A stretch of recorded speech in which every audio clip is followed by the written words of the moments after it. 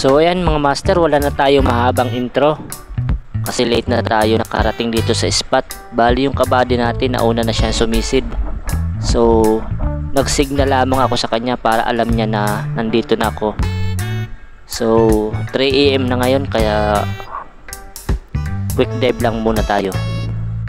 Itong spot pala namin mga master ay dito pa rin sa aming barangay, dito sa Barangay Daikitin. So tara, let's dive.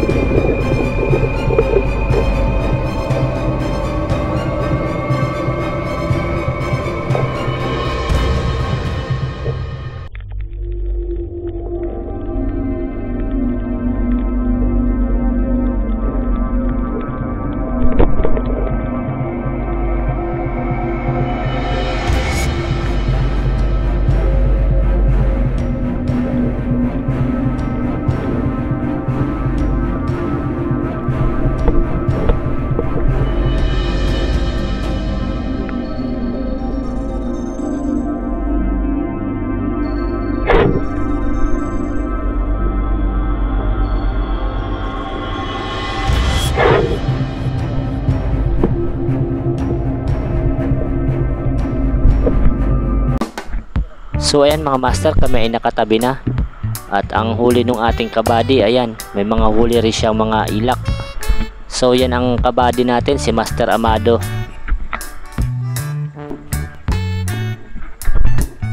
So ito naman yung mga nahuli ko.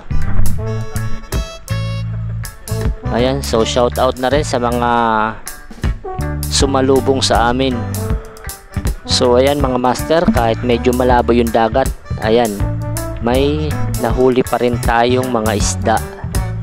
So maganda pala talaga yung may gamit kang kulay dilaw na ilaw. So yung diving flashlight na yun mga master, si Sport Panda ang nagbigay sa atin nun. So ilalagay ko na lang yung link dito sa akin description. So ayan yung mga nahuli natin, may ilang pirasong ilak, tapos isang panos at may 3 pugita, saka isang danggit. So goods na yan, pang ulam na yan. So maraming salamat po sa inyong panunood at kita-kits po tayo next episode.